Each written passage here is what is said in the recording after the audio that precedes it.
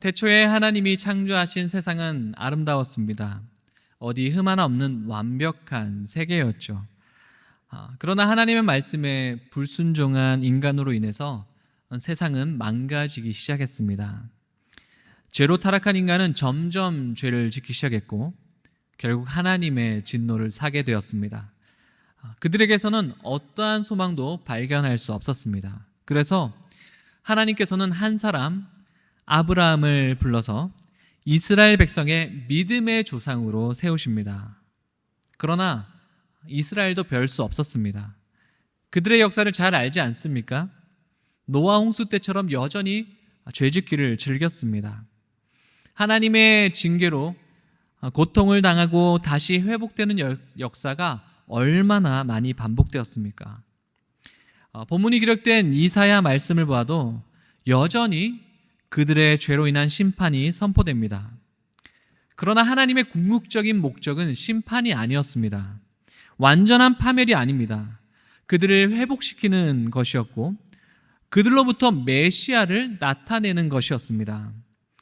의에서 완전히 멀어져 버린 그들을 의롭게 하기 위해서 하나님은 창세 전부터 준비하신 계획을 끊임없이 행하십니다. 우리 1절 말씀을 함께 읽어보겠습니다. 나는 시온의 의가 빛같이 예루살렘의 구원이 횃불같이 나타나도록 시온을 위하여 잠잠하지 아니하며 예루살렘을 위하여 쉬지 아니할 것인즉. 시온에게 의라는 단어는 쓰일 수 없습니다. 그러나 하나님께서는 의를 빛같이 하시겠다고 합니다. 예루살렘은 구원에서 멀어진 지 오래되었습니다. 그러나 구원을 횃불같이 나타내시겠다고 합니다. 어떻게 가능할까요? 그들에게서 없는 의를 빛내도록, 그들에게서 찾을 수 없는 구원을 횃불처럼 보이도록 잠잠하지 아니하시고 쉬지 아니하시겠다고 합니다. 하나님께서는 언제까지 일하실까요? 그들이 새 이름으로 불릴 때까지입니다.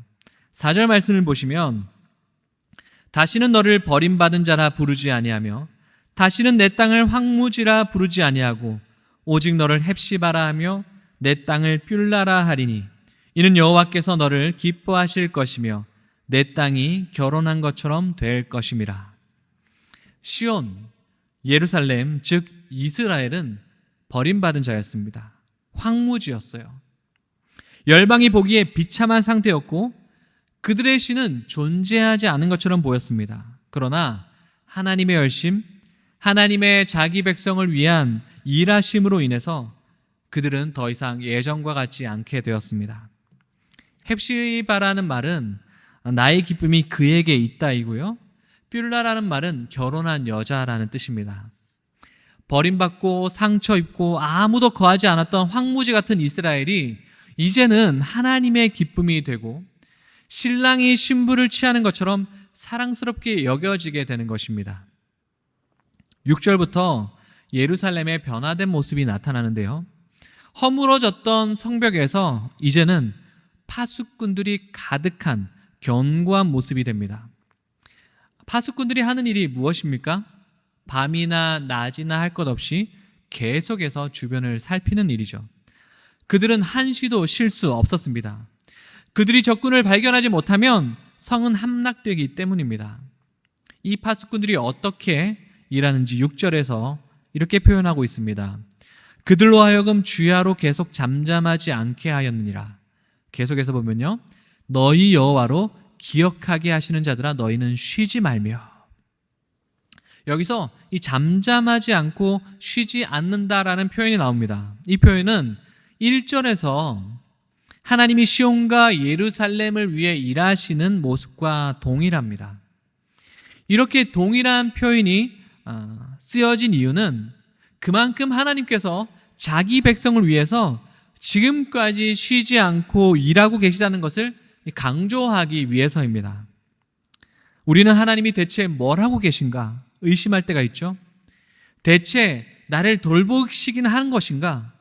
내가 외로울 때, 내가 괴로울 때 내 아픔을 모른 척하고 계시지 않은가? 여러분, 이런 원망을 하나님께 하지 않으셨습니까? 이번 핫리딩 추천도서 4번째 책인 이 죄의 죽임이란 책에서는 이런 말이 나옵니다. 하나님에 대한 지식이 깊어질 때 우리는 하나님이 어떤 분인가 보다는 하나님이 어떤 분이 아닌가를 더 알아가게 됩니다. 말씀을 통해서 하나님은 한시도 쉬지 않고 계시다는 것을 발견하게 되었습니다. 그동안 하나님이 침묵하시고 또 쉬고 계시고 일하지 않고 계시다고 오해하셨던 분들이 계시다면 하나님은 그런 분이 아님을 확신하시기 바랍니다. 하나님은 자기 백성을 의롭게 하기 위해서 구원을 횃불처럼 활활 타오르게 하기 위해서 끊임없이 쉬지 않고 계속해서 일을 하셨습니다. 그렇기에 이 땅에 예수님께서 메시아로 오셨고 완벽하게 우리의 구원을 위해서 자신의 사명을 감당하시고 승천하셨을 뿐만 아니라 재림의 때를 기다리며 하늘 보좌 우편에서 우리를 위하여 지금도 기도하고 계신 줄 우리는 믿어야 합니다. 하나님은 지금도 일하십니다. 우리가 자고 있을 때든지 우리가 시험에 들었을 때든지 우리가 하나님을 향한 열정이 식어지고 메마르게 될 때에도 아랑곳하지 않으시고 하나님께서는 묵묵히 일하십니다. 그렇기에 우리에게는 언제나 소망이 있고 희망이 있습니다. 우리가 인생을 포기하지 않고 살아가야 될 이유가 있다면 자기 백성을 위해 쉬지 않고 일하시는 하나님이 계시기 때문임을 기억하시면서 오늘 하루도 하나님께 영광 돌리는 삶을 살아가시기를 주님의 이름으로 축복합니다. 이 시간 말씀을 기억하시면서 함께 기도의 자리로 나아가도록 하겠습니다.